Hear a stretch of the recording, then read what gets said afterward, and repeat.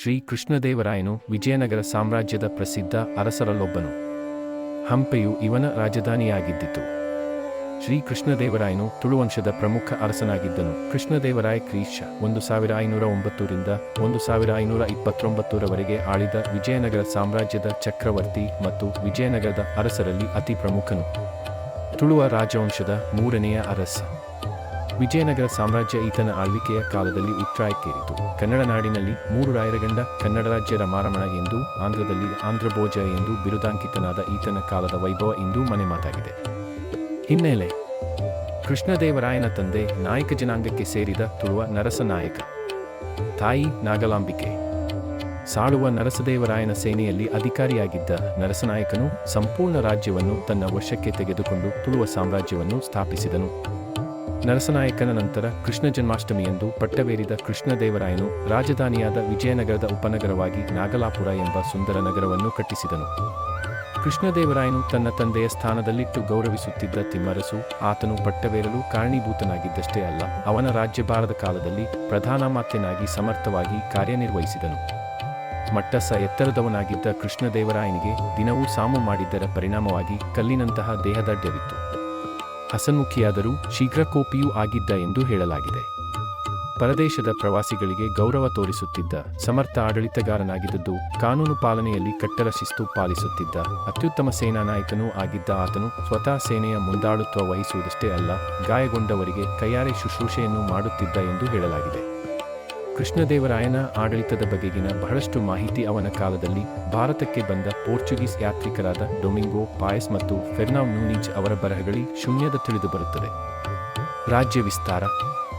ಸಿಂಹಾಸನಕ್ಕೇರಿದ 6 ತಿಂಗಳುಗಳಲ್ಲಿಯೇ ಯೂಸುಫ್ ಆದಿಲ್ ಖಾನ್ ಮತ್ತು ಬೀದರಿನ ಸುಲ್ತಾನ ಮಹಮೂದ್ ಅನ್ನು ಕೃಷ್ಣದೇವರಾಯನು ಸೋಲಿಸಿದನೆಂದು ತಿಳಿದುಬರುತ್ತದೆ.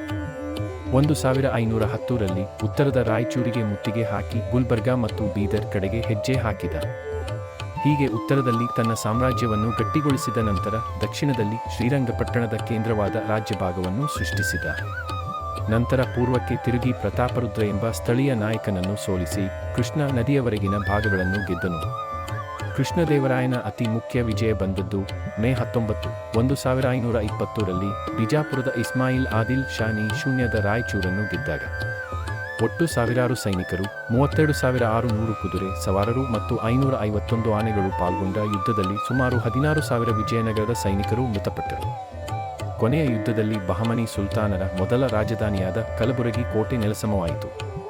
ಡೊಮಿಂಗೋ ಪಯಸ್ನ ವಿವರಣೆಯಂತೆ ಅಂದಿನ ವಿಜಯನಗರ ರೋಮ್ ನಗರದಷ್ಟಾದರೂ ದೊಡ್ಡದಿದ್ದು 5 ಲಕ್ಷ ಜನಸಂಖ್ಯೆಯನ್ನು ಹೊಂದಿದ್ದೀತು. ತಾನು ಕಂಡ ಅತ್ಯಂತ ಶ್ರೀಮಂತ ನಗರವೆಂದು ಪಯಸ್ ವಿಜಯನಗರವನ್ನು ವರ್ಣಿಸಿದ್ದಾನೆ. ವಿದೇಶಾಂಗ ವ್ಯವಹಾರಗಳು. ವಿಜಯನಗರ ಇತಿಹಾಸದಲ್ಲಿಯೇ ಅತಿ ಹೆಚ್ಚು ಸೇನಾ ಯಶಸ್ಸು ಸಿಕ್ಕದ್ದು ಕೃಷ್ಣದೇವರಾಯನ ಆಳ್ವಿಕೆಯ ಕಾಲದಲ್ಲಿ. ಹಠಾತ್ತನೆ ಯುದ್ಧ ತಂತ್ರವನ್ನು ಬದಲಾಯಿಸಿ ಸೋಲುವ ಪರಿಸ್ಥಿತಿಯಲ್ಲೂ ಗೆಲುವು ಸಾಧಿಸುವ ಚಾಕಚಕ್ಯತೆ ಅವನಿಗಿತ್ತು. ಆತನ ಆಳ್ವಿಕೆ ಮೊದಲ ದಶಕದಲ್ಲಿ ಆಕ್ರಮಣ, ರಕ್ತಪಾತ ಮತ್ತು ಗೆಲುವುಗಳನ್ನು ಕಾಣುತ್ತೇವೆ. ಅವನ ಶತ್ರುಗಳಲ್ಲಿ ಮುಖ್ಯರೆಂದರೆ 5 ವಿಭಾಗವಾಗಿದ್ದರೂ ಹಾಗೆ ಸಾಧಿಸಿದ ಬಹಮನಿ ಸುಲ್ತಾನರು, ಸಾಳುವ ನರಸಿಂಹರಾಯನ ಕಾಲದಿಂದಲೂ ಸಂಘರ್ಷದಲ್ಲಿ ತೊಡಗಿದ್ದ ಒರಿಸ್ಸಾದ ಗಜಪತಿ ಹಾಗೂ ತಮ್ಮ ಪ್ರಬಲ ನೌಕಾಪಡೆಯ ಕಾರಣದಿಂದ ಕಡಲ ವ್ಯಾಪಾರವನ್ನು ನಿಯಂತ್ರಿಸುತ್ತಿದ್ದ ಹಾಗೂ ದಿನೇ ದಿನೇ ಬಲಕಾಯಿಸುತ್ತಿದ್ದ ಪೋರ್ಚುಗೀಸರು. ಇವರಲ್ಲದೆ ಉಮ್ಮತ್ತೂರು ಪಾಳೆಯಗಾರ, ಕೊಂಡವೀಡಿನ ರೆಡ್ಡಿರಾಜು ಮತ್ತು ಭುವನಗಿರಿಯ ವೇಲಮರೊಂದಿಗೂ ಆಗಾಗ ಕಾಳಗಳಾಗುತ್ತಿದ್ದವು. ದಕ್ಕನಿನಲ್ಲಿ ಜಯ. ದಕ್ಕನ್ ಸುಲ್ತಾನರಿಂದ ವರ್ಷಕ್ಕೊಮ್ಮೆಯಂತೆ ನಡೆಯುತ್ತಿದ್ದ ವಿಜಯನಗರದ ಹಳ್ಳಿ ಪಟ್ಟಣಗಳ ಮೇಲಿನ ದಾಳಿ, ಲೂಟಿ ಇತ್ಯಾದಿಗಳು ಈತನ ಕಾಲದಲ್ಲಿ ಕೊನೆಗೊಂಡವು. 1509 ರಲ್ಲಿ ದಿವಾನಿ ಎಂಬಲ್ಲಿ ನಡೆದ ಯುದ್ಧದಲ್ಲಿ ಬಿಜಾಪುರದ ಸುಲ್ತಾನ್ ಮಹಮೂದ್ ತೀವ್ರವಾಗಿ ಗಾಯಗೊಂಡು ಸೋಲೊಪ್ಪಿದನು. ಯೂಸುಫ್ ಆದಿಲ್ನನ್ನು ಕೊಂದು ಅವನ ರಾಜ್ಯವನ್ನು ಸ್ವಾಧೀನಪಡಿಸಿಕೊಳ್ಳಲಾಯಿತು. ಈ ವಿಜಯದಿಂದ ಸ್ಫೂರ್ತಿಗೊಂಡು ಮತ್ತು ಬಹಮನಿ ಸುಲ್ತಾನರ ಒಳಜಗಳದ ಲಾಭ ಪಡೆದ ಕೃಷ್ಣದೇವರಾಯನು ಬೀದರ್, ಗುಲ್ಬರ್ಗಾ ಮತ್ತು ಬಿಜಾಪುರಗಳ ಮೇಲೆ ದಾಳಿ ಮಾಡಿದನು. ಅಲ್ಲಿ ಸುಲ್ತಾನ್ ಮಹಮೂದನನ್ನು ಬಿಡುಗಡೆ ಮಾಡಿ ಆತನನ್ನು ಅಲ್ಲಿಯ ವಸ್ತುತ ಆಡಳಿತಗಾರನಾಗಿ ಮಾಡಿ ಯವನ ಸಾಮ್ರಾಜ್ಯ ಪ್ರತಿಷ್ಠಾಪಕ ಎಂಬ ಬಿರುದನ್ನು ಗಳಿಸಿದನು. ಗೋಲ್ಕೊಂಡ ಸುಲ್ತಾನ ಕುಲಿ ಕುತುಬ್ ಶಾನನ್ನು ಕೃಷ್ಣದೇವರಾಯನ ಪ್ರಧಾನಿ ತಿಮ್ಮರಸು ಸೋಲಿಸಿದನು. ಸಾಮಂತರ ಜೊತೆ ಯುದ್ಧ. ಸ್ಥಳೀಯ ಪಾಳೆಯಗಾರರು ಮತ್ತು ಭುವನಗಿರಿಯ ವೇಲಮನ ಮೇಲೆ ಆಕ್ರಮಣ ಮಾಡಿ ಗೆದ್ದು ತನ್ನ ರಾಜ್ಯವನ್ನು ಕೃಷ್ಣಾ ನದಿಯವರೆಗೂ ವಿಸ್ತರಿಸಿದನು. ಕಾವೇರಿ ದಡದಲ್ಲಿ ನಡೆದ ಯುದ್ಧದಲ್ಲಿ ಉಮ್ಮತ್ತೂರಿನ ದೊರೆ ವೀರನಂಜರಾಜೇ ಒಡೆಯರ್ ಗಂಗರಾಜ ನನ್ನು ಸೋಲಿಸಿದನು. 1512ರಲ್ಲಿ ಗಂಗರಾಜ ವೀರನಂಜರಾಜೆ ಒಡೆಯರ್ ಕಾವೇರಿಯಲ್ಲಿ ಮುಳುಗಿ ಅಸುನೀಗಿದ. ಈ ಪ್ರದೇಶ ಶ್ರೀರಂಗಪಟ್ಟಣ ಪ್ರಾಂತ್ಯದ ಒಂದು ಭಾಗವಾಯಿತು. 1516-17ರಲ್ಲಿ ಅವನ ರಾಜ್ಯದ ಗಡಿಯು ಗೋದಾವರಿ ನದಿಯನ್ನು ದಾಟಿತು. ಕಳಿಂಗ ಯುದ್ಧ 1513-1518. ಸೂರ್ಯವಂಶದ ಒಡೆಯರಾಜು ಕ್ಷತ್ರಿಯ ಗಜಪತಿಗಳ ರಾಜ್ಯ ವಿಶಾಲವಾಗಿದ್ದು ಇಂದಿನ ಆಂಧ್ರ ಮತ್ತು ತೆಲಂಗಾಣ ಪ್ರದೇಶ ಹಾಗೂ ಸಂಪೂರ್ಣ ಒರಿಸ್ಸಾವನ್ನು ಒಳಗೊಂಡಿತ್ತು. ಒಮ್ಮತ್ತೂರಿನ ಯಶಸ್ಸಿನಿಂದ ಉತ್ತೇಜಿತನಾದ ಕೃಷ್ಣದೇವರಾಯನು ಸೂರ್ಯವಂಶದ ಒಡೆಯರಾಜು ಕ್ಷತ್ರಿಯ ಗಜಪತಿ ಪ್ರತಾಪ ರುದ್ರದೇವನ ಸ್ವಾಧೀನದಲ್ಲಿದ್ದ ತೆಲಂಗಾಣ ಪ್ರದೇಶದತ್ತ ತನ್ನ ದೃಷ್ಟಿಯನ್ನು ತಿರುಗಿಸಿದನು. ವಿಜಯನಗರ ಸೈನ್ಯವು 1512ರಲ್ಲಿ ಉದಯಗಿರಿ ಕೋಟೆಗೆ ಮುತ್ತಿಗೆ ಹಾಕಿತು. 1 ವರ್ಷದವರೆಗೂ ನಡೆದ ಈ ಮುತ್ತಿಗೆಯಲ್ಲಿ ಕೊನೆಗೂ ಸೂರ್ಯವಂಶದ ಒಡೆಯರಾಜು ಕ್ಷತ್ರಿಯ ಗಜಪತಿಯ ಸೈನ್ಯ ಹಸಿವಿನಿಂದ ಶಿಥಿಲವಾಗತೊಡಗಿತು. ಇದೇ ಸಮಯದಲ್ಲಿ ಕೃಷ್ಣದೇವರಾಯನು ಪತ್ನಿಯರಾದ ತಿರುಮಲಾ ದೇವಿ ಮತ್ತು ಚಿನ್ನಮ್ಮ ದೇವಿಯರೊಂದಿಗೆ ತಿರುಪತಿಯಲ್ಲಿ ತಿಮ್ಮಪ್ಪನ ದರ್ಶನ ಮಾಡಿದನು. ಇದರ ನಂತರ ಸೂರ್ಯವಂಶದ ಒಡೆಯರಾಜು ಕ್ಷತ್ರಿಯ ಗಜಪತಿಯ ಸೇನೆ ಕೊಂಡವೀಡುರಾಜು ಎಂಬಲ್ಲಿ ವಿಜಯನಗರ ಸೇನೆಗೆ ಎದುರಾಯಿತು. ಕೆಲವು ತಿಂಗಳುಗಳಿಂದ ಮುತ್ತಿಗೆ ಹಾಕಿದ್ದರೂ ಕೆಲವು ಮೊದಮೊದಲ ಸೋಲುಗಳ ನಂತರ ವಿಜಯನಗರ ಸೇನೆ ರಣರಂಗದಿಂದ ಹಿಂದೆಗೆಯಲಾರಂಭಿಸಿತು. ಅದೇ ಸಮಯದಲ್ಲಿ ತಿಮ್ಮರಸು ಕಂಡುಹಿಡಿದ ಕಾವಲಿಲ್ಲದ ಪೂರ್ವದ ದ್ವಾರದ ರಹಸ್ಯೊಳದಾರಿಯ ಮೂಲಕ ಒಳನುಗ್ಗಿದ ವಿಜಯನಗರದ ಸೇನೆ ಕೋಟೆಯನ್ನು ಗೆದ್ದು ಆ ಕಾಲದ ಅತಿಸಮರ್ಥ ಕತ್ತಿವರಸೆಗಾರ ಎಂದು ಹೆಸರಾಗಿದ್ದ ಸೂರ್ಯವಂಶದ ಒಡೆಯರಾಜು ಪ್ರತಾಪರುದ್ರದೇವನ ಮಗ ಯುವರಾಜ ವೀರಭದ್ರನನ್ನು ಸೆರೆಹಿಡಿಯಿತು. ಈ ವಿಜಯದ ನಂತರ ತಿಮ್ಮರಸು ಕೊಂಡವೀಡು ಪ್ರಾಂತದ ಮಾಂಡಲಿಕನಾಗಿ ನೇಮಕಗೊಂಡ. ಮುಂದೆ ವಿಜಯನಗರ ಸೇನೆಯು ಕೊಂಡಪಲ್ಲಿ ಪ್ರದೇಶದಲ್ಲಿ ಸೂರ್ಯವಂಶದ ಒಡೆಯರಾಜು ಕ್ಷತ್ರಿಯ ಗಜಪತಿ ಸೇನೆಯನ್ನು ಮತ್ತೊಮ್ಮೆ ಮುತ್ತಿತು.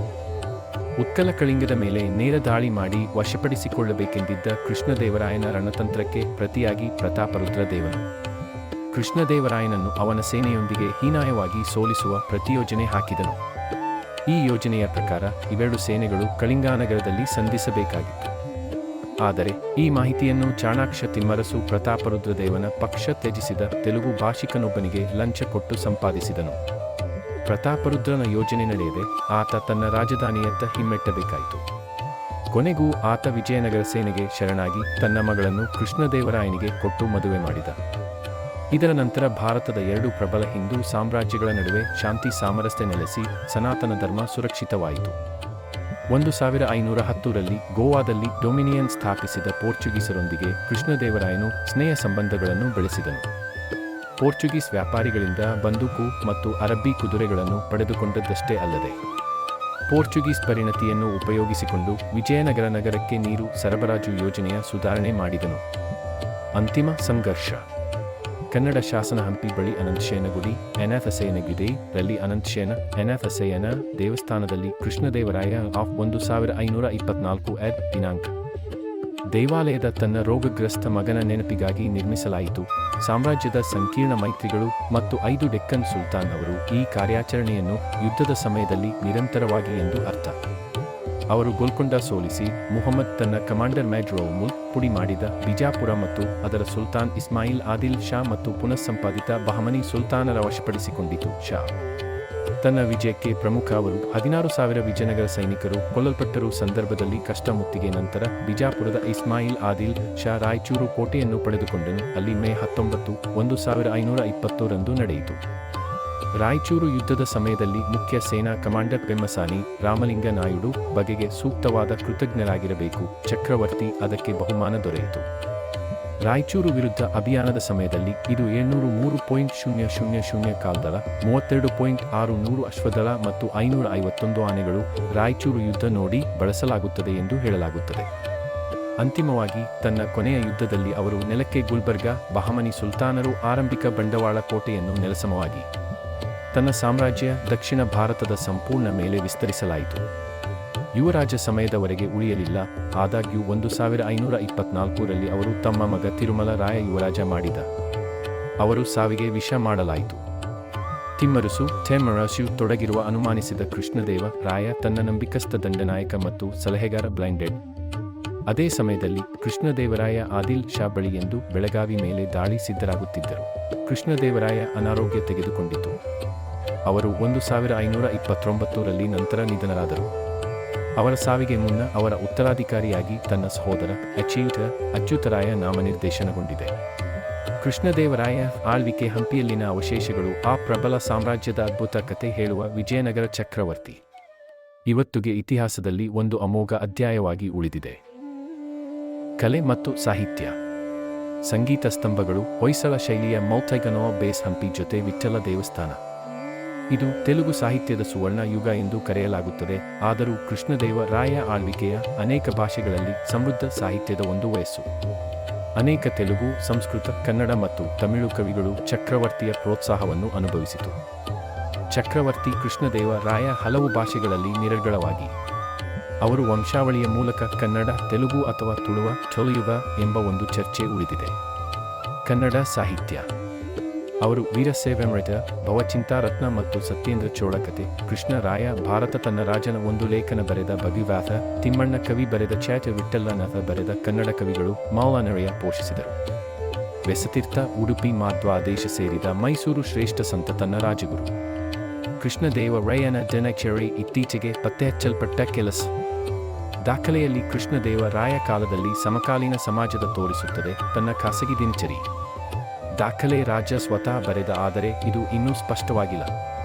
ತೆಲುಗು ಸಾಹಿತ್ಯ. ಈ ವಿಭಾಗವು ಯಾವುದೇ ಆಧಾರ ಅಥವಾ ಮೂಲಗಳನ್ನು ಉಲ್ಲೇಖಿಸಿಲ್ಲ. ಏಪ್ರಿಲ್ 2011 ಕೃಷ್ಣದೇವರಾಯ ಆಳ್ವಿಕೆಯ ತೆಲುಗು ಸಾಹಿತ್ಯದ ಸುವರ್ಣ ಯುಗ ಎಂದು ಪರಿಗಣಿಸಲಾಗುತ್ತದೆ. ಅಷ್ಟದಿಗ್ಗಜರು, ಉತ್ತರ, ದಕ್ಷಿಣ ಮುಂತಾದ 8 ಪ್ರಧಾನ ಅಂಕಗಳನ್ನು 8 ಆನೆಗಳು ಎಂದು ಕರೆಯಲಾಗುವ 8 ಕವಿಗಳು ತಮ್ಮ ನ್ಯಾಯಾಲಯದ ಭಾಗವಾಗಿ ಭುವನ ವಿಜಯಮು ಎಂದು ಕರೆಯಲಾಗುತ್ತದೆ ಎಂದು. ವೈಷ್ಣವ ಧರ್ಮದ ಪ್ರಕಾರ ಸ್ಥಳದಲ್ಲಿ 8 ಮೂಲೆಗಳಲ್ಲಿ 8 ಆನೆಗಳು ಇವೆ ಮತ್ತು ಅದರ ಸ್ಥಳದಲ್ಲಿ ಭೂಮಿಯ ಹಿಡಿದುಕೊಳ್ಳಿ. ಹಾಗೆ ಈ 8 ಕವಿಗಳು ತಮ್ಮ ಸಾಹಿತ್ಯ ವಿಧಾನಸಭೆಯಲ್ಲಿ 8 ಆಧಾರ ಸ್ತಂಭವಾಗಿದ್ದರು. ಯಾರು ಅಷ್ಟದಿಗ್ಗಜಗಳು ನಿಶ್ಚಿತತೆ ಇಲ್ಲ ಇದ್ದಿತು. ಅಲ್ಲಸಾನಿ ಪೆದ್ದನ, ನಂದಿ ತಿಮ್ಮನ, ಮಾದಯ್ಯಗಾರಿ ಮಲ್ಲನ್ನ, ದುರ್ಜಟಿ ಅಯ್ಯಲರಾಜು ರಾಮಭದ್ರುಡು, ಪಿಂಗಳಿ ಸೂರನ, ರಾಮರಾಜ ಭೂಷಣುಡು ಮತ್ತು ತೆನಾಲಿ ರಾಮಕೃಷ್ಣ. ಆದರೆ ಇದು ಜನಪ್ರಿಯವಾಗಿ ಈ ಸೇರಿವೆ ನಂಬಲಾಗಿದೆ. ಈ 8 ಕವಿಗಳು ನಡುವೆ ಅಲ್ಲಸಾನಿ ಪದ್ದನ ಮಹಾನ್ ಪರಿಗಣಿಸಲಾಗಿದೆ ಮತ್ತು ಆಂಧ್ರ ಕವಿತಾ ಪಿತಾಮಹ, ತೆಲುಗು ಕಾವ್ಯದ ತಂದೆ ಎಂಬ ಬಿರುದನ್ನು ನೀಡಲಾಗುತ್ತದೆ. ಮನುಚರಿತ್ರಮು ತನ್ನ ಜನಪ್ರಿಯ ಪ್ರಬಂಧ ಕೆಲಸ. ನಂದಿ ತಿಮ್ಮನ ಪಾರಿಜಾತ ಅಪಹರಣಮು ಬರೆದರು. ಮಾದಯ್ಯಗಾರಿ ಮಲ್ಲನ ರಾಜಶೇಖರ ಚರಿತಮು ಬರೆದರು. ದೂರ್ಜಟಿ ಕಾಳಹಸ್ತಿ ಮಹಾತ್ಯಮು ಬರೆದರು. ಅಯ್ಯಲರಾಜು ರಾಮಭದ್ರುಡು ರಾಮಾಭ್ಯುದಯಮು ಬರೆದರು. ಪಿಂಗಳಿ ಸೂರನ ರಾಮಾಯಣ ಮತ್ತು ಮಹಾಭಾರತ ಎರಡೂ ವಿವರಿಸುವ ಇನ್ನೂ ಗಮನಾರ್ಹರಾದವ ಪಾಂಡವಿಯಮು ಪಠ್ಯ ನಿರ್ಮಿಸಲಾಗಿರುವ ದ್ವಂದ್ವಾರ್ಥವನ್ನು ಒಂದು ಡ್ಯುಯಲ್ ಕೆಲಸ ಬರೆದರು. ಭಟ್ಟುಮೂರ್ತಿ ಅಲಿಯಾಸ್ ರಾಮರಾಜಾಭೂಷಣುಡು ಕಾವ್ಯಾಲಂಕಾರ ಸಂಗ್ರಹಂ, ವಾಸುಚರಿತಮು ಮತ್ತು ಹರಿಶ್ಚಂದ್ರ ನಲೋಪಾಖ್ಯಾನಮು ಬರೆದರು.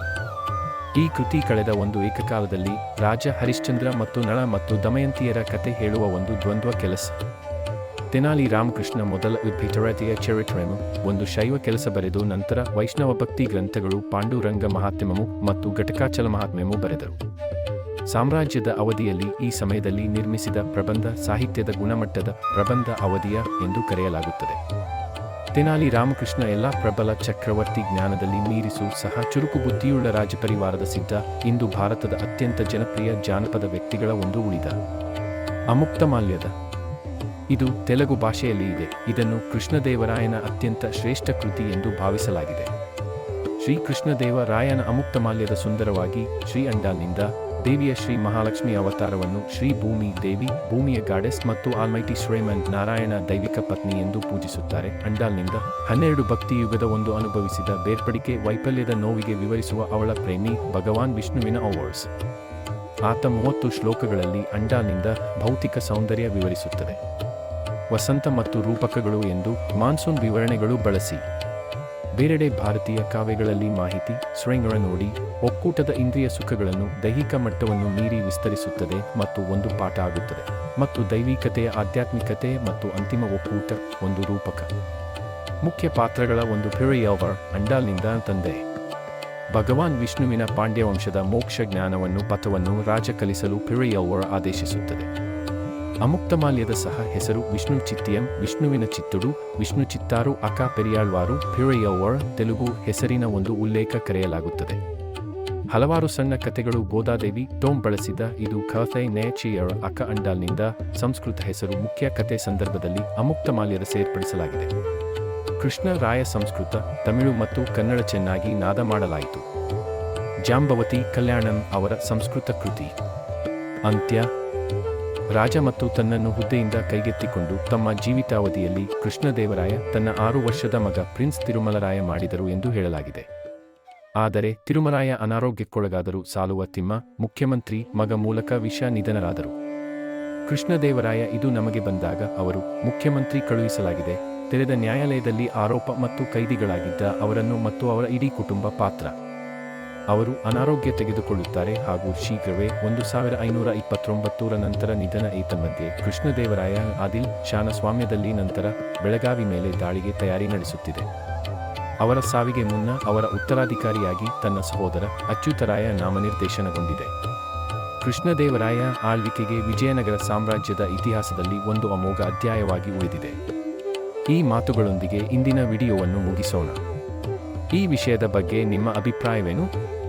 ಕಾಮೆಂಟ್ಗಳಲ್ಲಿ ತಿಳಿಸಿ. ಈ ರೀತಿಯ ಹೆಚ್ಚಿನ ವಿಡಿಯೋಗಳನ್ನು ನೀವು ನೋಡಲು ಬಯಸುವಿರಾ?